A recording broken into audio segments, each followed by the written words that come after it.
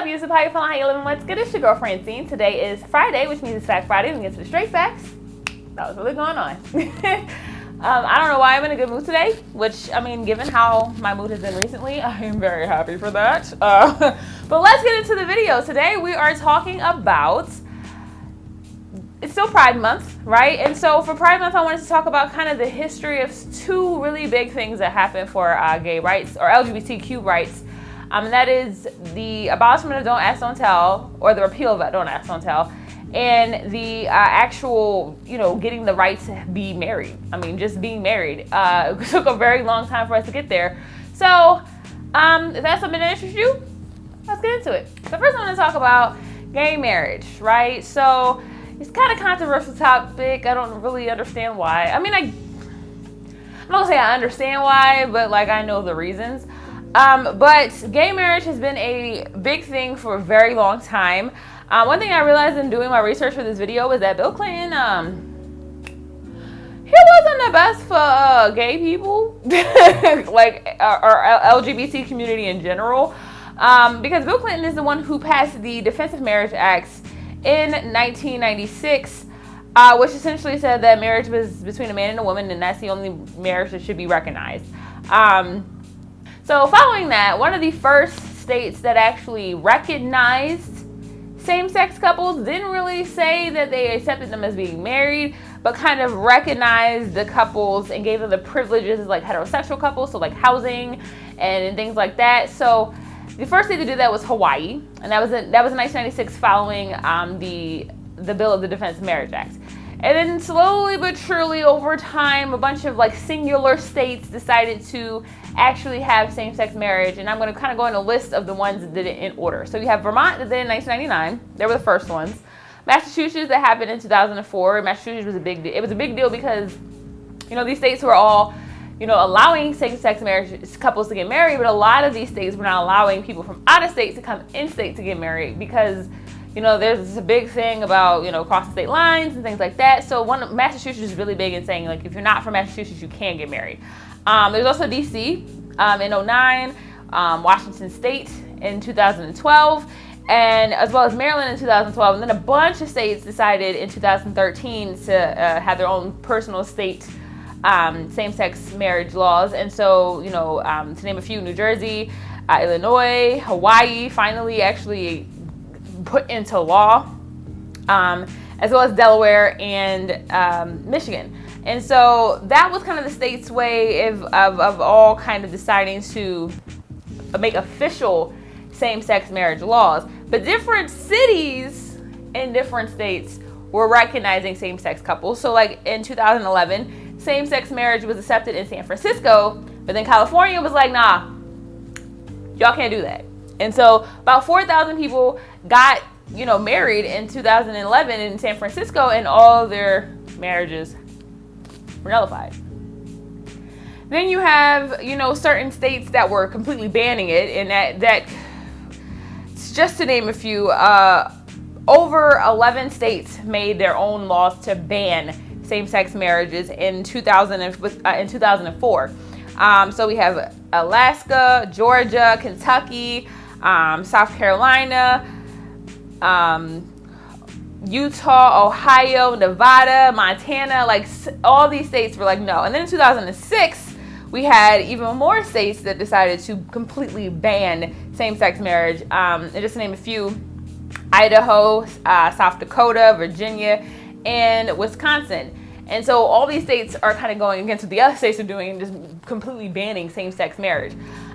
So with all the confusion going on, President Obama kind of grants some benefits to same-sex couples that are in different states. He doesn't completely pass a law, but he definitely gives these benefits to federal employees. And so the Supreme Court finally, in 2013, decided that they were going to kind of go against certain parts of the Defense of Marriage Act. So they didn't completely say that same-sex marriage was legal, but certain parts of that the Defense of Marriage Act they said was unconstitutional. And at this point, a lot of states had also ruled that, but they didn't actually have the power to nullify it in general. Then, in August of 2013, the U.S. Treasury actually decides that same-sex couples are able to be seen as regular married couples in regards to their taxes. And so that was a big deal because, there are people who were married and they had to file separately, or people who were married and they couldn't share their assets with each other. And it was really hard because, they were married. Legally by the state, they were married. And that's the whole thing with state and federal laws. That's why a lot of people are pushing for certain things to be federally mandated, and when they're like state mandated, i.e. like marijuana laws, minimum wage laws, things like that. Different states have their own different ideas of what, their own, not ideas, the actual laws, their own laws about what they believe is legal in their states, but federally is not seen. So when it's not federally seen, if you go between state lines, or if you, want to do things when it comes to like taxes and, things that are run by the federal government, it's kind of hard because at the end of the day, it's like, I remember talking with somebody about marijuana laws and they were like, yeah, you still have to pay taxes on that. Like, even though it's technically not legal, I don't understand that, but that's a whole video for a whole other day.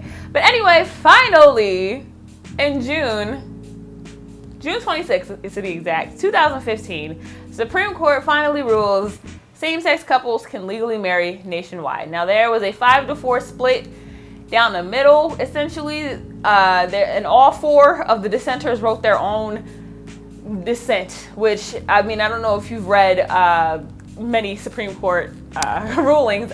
I kind of had to. A lot of times they have like one person dissent and everybody else kind of like agrees with it, but no, they was all mad. They was like, no, we all right. Like every once in a while you may get like 2 or 3 people who actually write their own dissent, but no, all of them wrote a dissent to it. But hey, what can you say? It's now legal. And the thing that makes it really interesting is that it took over 20, like, how many years is that? 1990, math. Oh, I should have done this before I recorded this video. It took like 21 years to 96. Yeah, 21 years for this to happen. Just to be able to get married and like be with each other. Now, we can have the religious debates and we can have that, but I was under the impression that we were supposed to separate church and state. So how are we able to uphold a federal law that is pretty much controlled by religion? Your guess is as best as mine. For 21 years. So let's get into the Don't Ask, Don't Tell Act. Now, I didn't know much about Don't Ask, Don't Tell, and I never really understood what it was until I actually talked to somebody who was in the military, who was, gay, a gay male who was in the military at the time in which this was in place, and kind of understanding his issues. And I was dealing with him in regards to Social Security, and he definitely had a lot of mental problems after having to deal with that, on top of being in the military and being very high ranking in the military. And so to see like the devastating effects that it had on people is really why I wanted to talk about it. I don't really have a lot on it because it's kind of just like, it got passed and it got repealed, but I really think it's really important because we say that these people are sent out to protect and serve us, and we can't even respect them as human beings and who they are, but that's neither here nor there.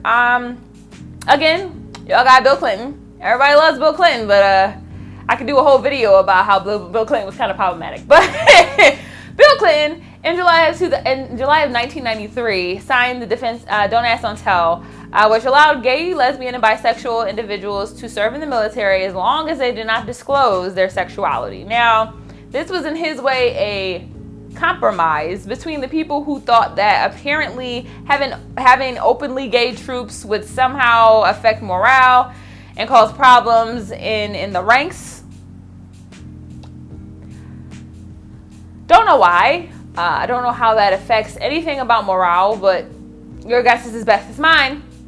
But even with this, a lot of people were still being discharged because if you ever told anybody you were gay, you were discharged. If you ever, or a lesbian or bisexual or what have you, you were discharged. If you had sex with someone of the same sex as you and they found out about it, you were discharged. And don't even try to bring a spouse, even after certain states had passed same-sex marriage. If you're married to a gay male, or if you're a man and you're married to a man, and if you're a woman and you're married to a woman, don't let them know, because you will be discharged. And in my opinion, is not in any way a compromise. It essentially says be as secretive as possible about a huge part of your person, a huge part of who you are, or you can't do the job that you want to do. Which I can't understand being a compromise.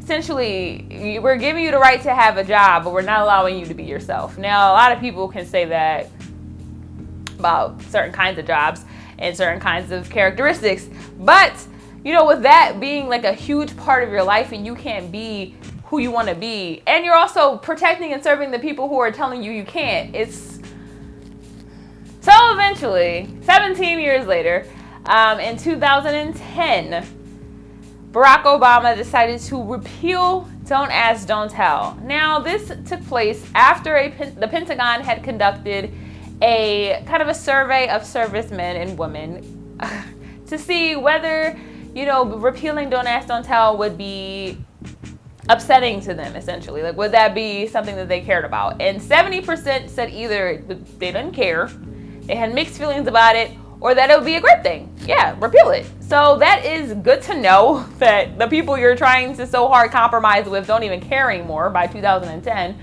And so it was repealed. Now, in 2011, it was officially like in law. Then in 2016, there was an end of ban of transgendered servicemen and women.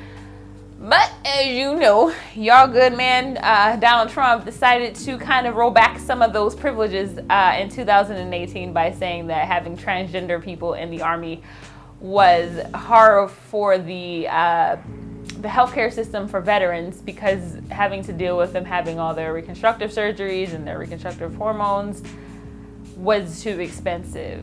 But also, you know what? I'm not going to get into him but that part of it was repealed. Not completely saying that there was a complete ban on transgender people in the Army or in the armed forces, but certain things were pushed back on that.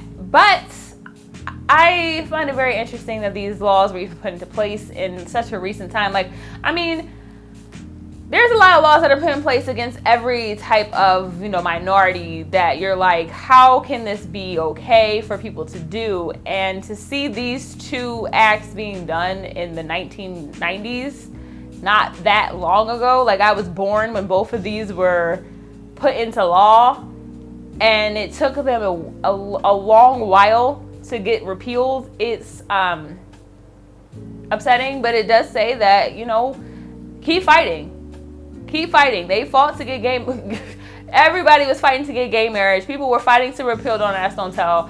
It's something that, like, when you fight for something, you gotta keep going, because it went from 1996 for gay marriage. It went from 1993 for Don't Ask, Don't Tell, and they finally got it, and it's worth it. That's why, like, right now, what we're doing right now, we're fighting and we're trying to get things done. Keep going. Don't stop, because at the end of the day, things change. So that being said, if you like this video, hit the like button. If you are not subscribed, I mean, you can do it. That would be really nice, you know. I mean, do something nice for someone today and subscribe to my channel. And if you want to share this video to kind of educate somebody who may be a little not so educated on certain LGBT rights and the history of those rights, then share this video with somebody. Why not?